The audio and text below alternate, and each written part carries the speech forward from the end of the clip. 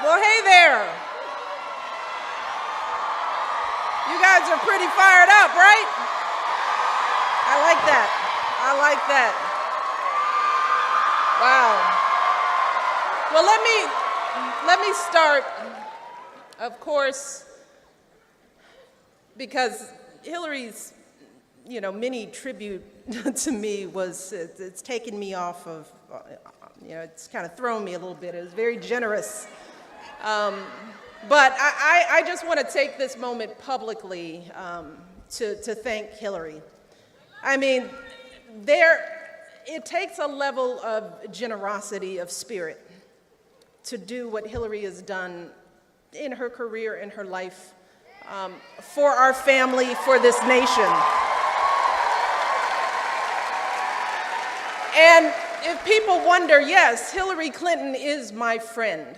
She has been a friend to me and Barack and Malia and Sasha, and Bill and Chelsea have been embracing and supportive from the very day my husband took the oath of office. So I am grateful for Hillary, for her leadership, for her courage, and for what she is going to do for this country. So it's going to be good. It's going to be good. But I also want to take some time to recognize your former Senator Kay Hagan, who is here. Kay, it's good to see you. And again, I just want to lend my voice to your outstanding Senate candidate, Doret Jas. Man, Deborah, as Hillary said, she's someone who cares deeply about the people in this state, and she is always going to put your families first. So let's make Deborah your next U.S. Senator, all right?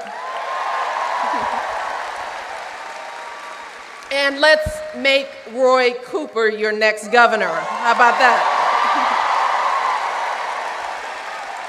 Thanks also to all the members of Congress who are joining us, and your mayor, Alan Joins. Thank you, Mayor. But more importantly, thank you to all of you for taking the time waiting in lines to be here today to help us support the next President and Vice President of the United States, Hillary Clinton and Tim Kaine.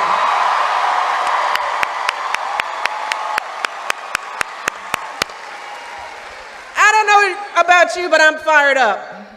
We're gonna make this happen. Now, you may have noticed that I have been doing some campaigning for Hillary.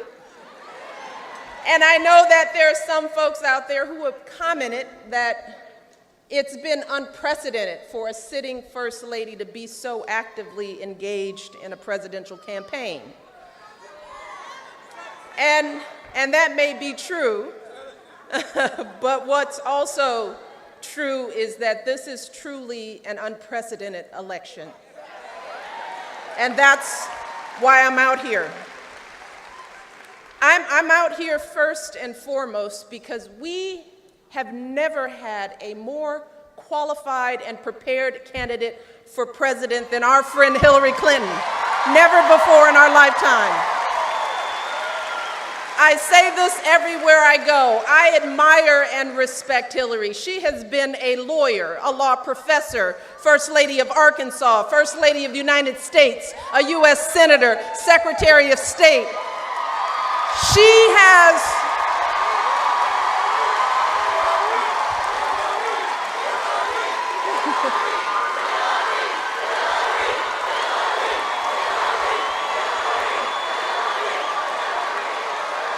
Yeah, that's right. Hillary doesn't play. She has more experience and exposure to the presidency than any candidate in our lifetime. Yes, more than Barack, more than Bill. So she is absolutely ready to be commander-in-chief on day one. And yes, she happens to be a woman.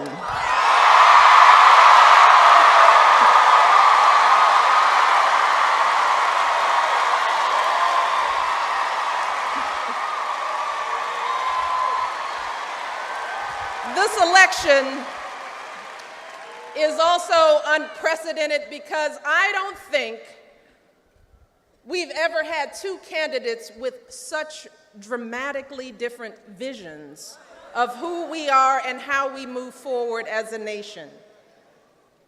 One candidate has a vision that's grounded in hopelessness and despair, a vision of a country that is weak and divided, where our communities are in chaos, our fellow citizens a threat. This candidate calls on us to turn against each other, to build walls, to be afraid. And then there's Hillary's vision for this country that you just heard. A vision of a nation that is powerful and vibrant and strong, big enough to have a place for all of us, a nation where we each have something very special to contribute, and where we are always stronger together. That is the choice we face between those who divide this country into us versus them, and those who tell us to embrace our better angels and choose hope over fear.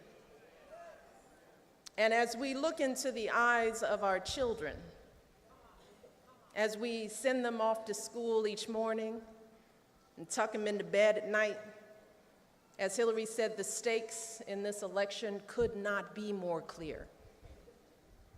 And let me tell you, this is not about Republicans versus Democrats. None of that matters this time around. No, this election is about something much bigger. It's about who will shape our children and the country we leave for them, not just for the next 4 or 8 years, but for the rest of their lives. Because, as Hillary pointed out, we know the influence our president has on our children.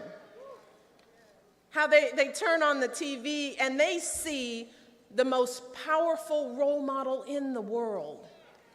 Someone who shows them how to treat others, how to deal with disappointment, whether to tell the truth. They're taking it all in. And as Hillary said, when you've raised children in the White House like Barack and Hillary and I have, you were reminded every day of the impact that you have. You start seeing the images of every child in this country in the face of your child. So when people wonder how Hillary keeps her composure through the overwhelming pressure of not just this campaign, but of her career, or how Barack and I have dealt with the glare of the national spotlight these last 8 years, that's the answer. With every action we take, with every word we utter, we think about the millions of children who are watching us, who hang on to our every word, looking to us to show them who they can and should be. And that's why every day we try to be the kind of people, the kind of leaders that your children deserve, whether you agree with our politics or not.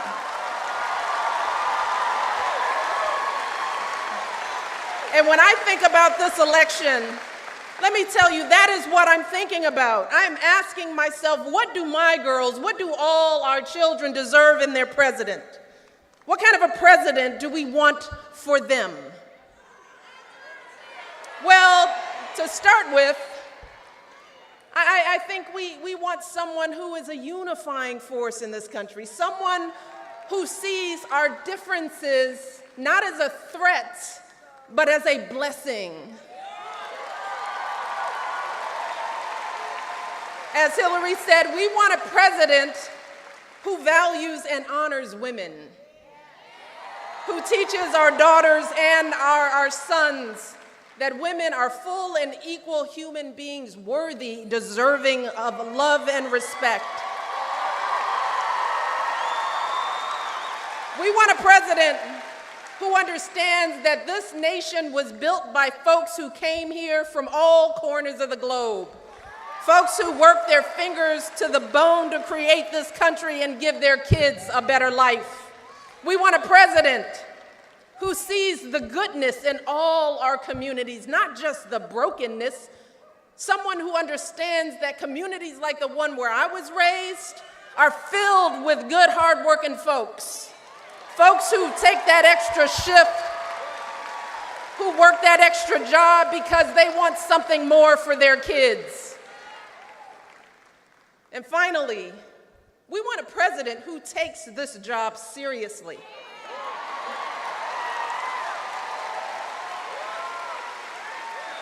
And has the temperament and maturity to do it well. Someone who is steady. Someone who we can trust with the nuclear codes, because we want to go to sleep at night knowing that our kids and our country are safe. And I am here today because I believe with all of my heart, and I would not be here lying to you, I believe with all of my heart that Hillary Clinton will be that president.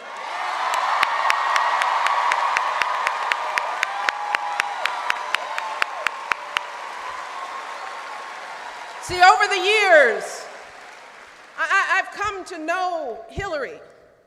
I know her, not just her extraordinary professional accomplishments, but I know her personal values and beliefs. I know that Hillary was raised like Barack and I in a working family. Hillary's mother was an orphan, abandoned by her parents. Her father was a small business owner who stayed up nights poring over the books, working hard to keep their family afloat. So believe this, Hillary knows what it means to struggle for what you have and to want something better for your kids. See, and that's why since the day she launched her campaign, Hillary has been laying out concrete, detailed policies that will actually make a difference for kids and families in this country. As she said, she plans to make college tuition free, to help young people drowning in debt.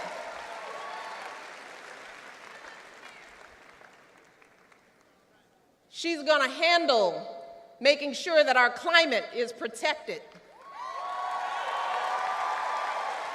And let me tell you this about Hillary. She is involved and engaged in every policy issue that she's developed. You go on her website, she's going to raise the minimum wage. She's going to cut taxes for working folks. She's going to do her best to help women get equal pay for equal work.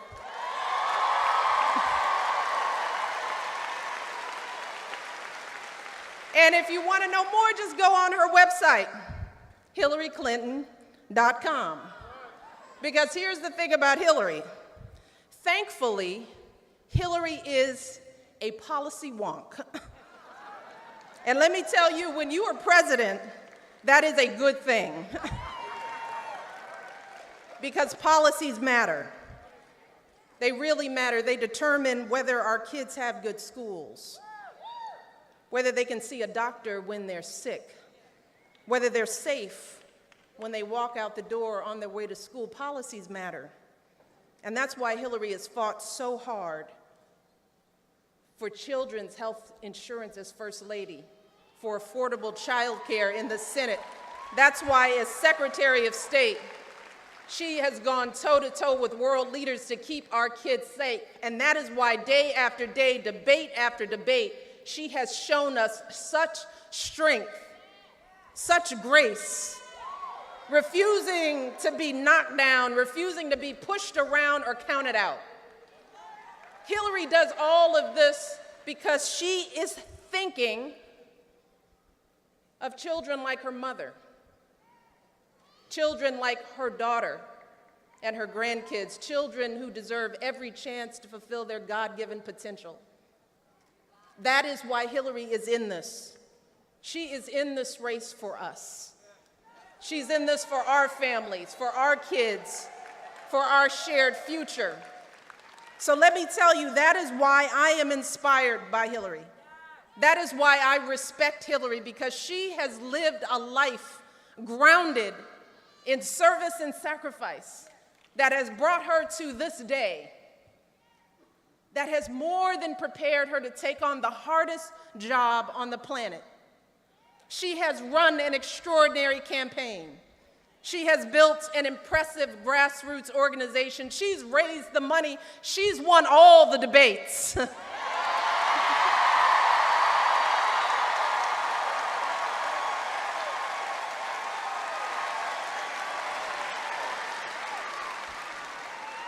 So Hillary has done her job.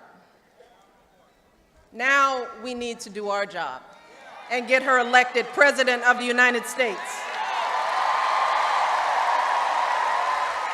Because here's where I want to get real. If Hillary doesn't win this election, that will be on us. It will be because we did not stand with her. It will be because we did not vote for her.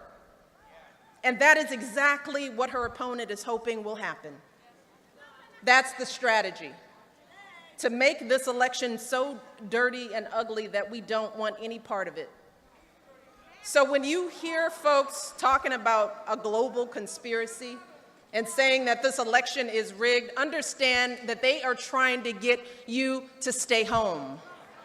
They are trying to convince you that your vote doesn't matter, that the outcome has already been determined and you shouldn't even bother making your voice heard. They are trying to take away your hope.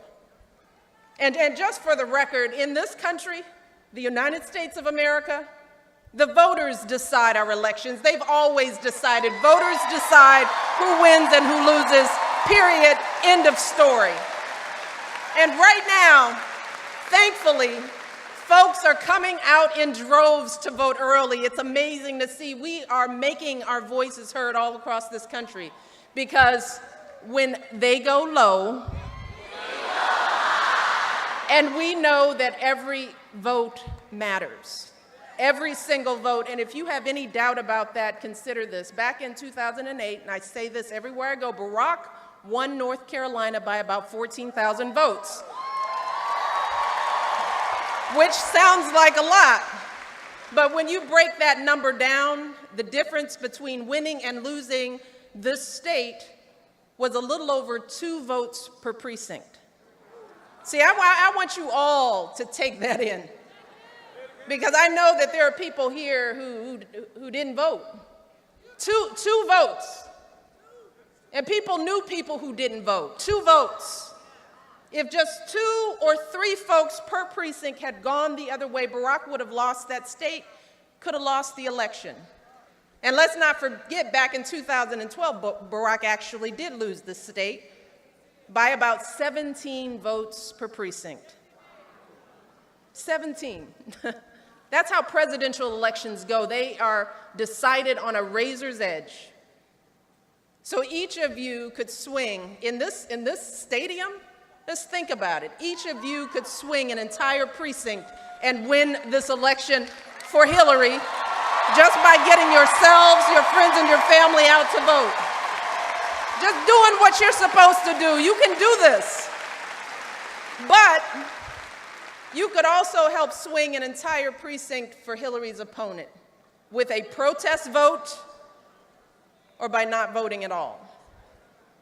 So here's what I'm asking you. Get out and vote. Get out and vote for Hillary. Vote early. Vote right now. Leave here, go vote. And don't let anyone take that right away from you. As Hillary mentioned, you may have seen in previous weeks that folks were trying to cut early voting places and cut the hours they were open, but that didn't stop people in this state. That's beautiful. Now I understand there are more locations that are opening, and I want you all to crowd those places.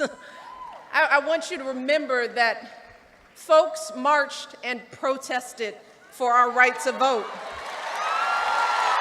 They endured beatings and jail time. They sacrificed their lives for this right. So I know you can get yourselves to the poll to exercise that right. Because make no mistake about it, casting our vote is the ultimate way we go high when they go low. Voting is our high. That's how we go high. We vote. How do we go high? How do we go high? That's it. And after you vote, volunteer. No. We need you to volunteer. Roll up your sleeves, make calls, knock on doors, get people to the polls. It's turnout that's going to make the difference. We have to turn our people out. Do not let yourself get tired or frustrated or discouraged by the negativity of this election. As you are out there working your heart out for my girl, here's the thing that I just want to tell you all, because this has been a draining election. But I urge you to please be encouraged. You know, and I want our young people to be encouraged, because we still live in the greatest country on earth. We do. And I have never felt more hopeful about the future. And I want our young people deserve that. Be encouraged. I feel that way because for the past 8 years, I have had the great honor of being this country's first lady.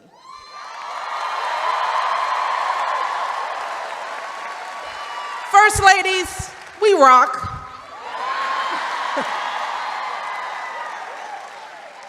But I have traveled from one end of this country to the other. And I have met people from every conceivable background and walk of life, including folks who disagree with just about everything Barack and I have ever said, but who welcome us into their communities. Remember, our neighbors are decent folks. We're all good people who are open-hearted and willing to listen. And while we might not change each other's minds, we always walk away reminded that when it comes to what really matters, when it comes to our hopes and dreams for our children, we're just not all that different. And I want you to remember that it's that part of us as Americans, it is that piece of us that is in all of us. That's what drives folks like Hillary's mother, who said to herself, I may not have grown up in a loving family, but I will build a loving family of my own. I will give my children what I never had. I will pour my heart into raising a strong, smart, loving daughter. That's what drives people like my father, who kept getting up and putting in those long hours, who said, I may not have gone to college, but I'm going to keep working because maybe my son, maybe my daughter will, because in this country, anything is possible.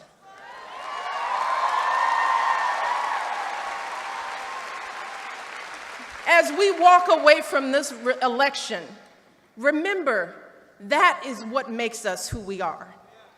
Remember that. It's a country where a girl like me from the south side of Chicago, whose great-great-grandfather was a slave, can go to the finest universities on earth. A country where a biracial kid from Hawaii, the son of a single mother, can make it to the White House. A country where the daughter of an orphan can break that highest and hardest glass ceiling and become president of the United States.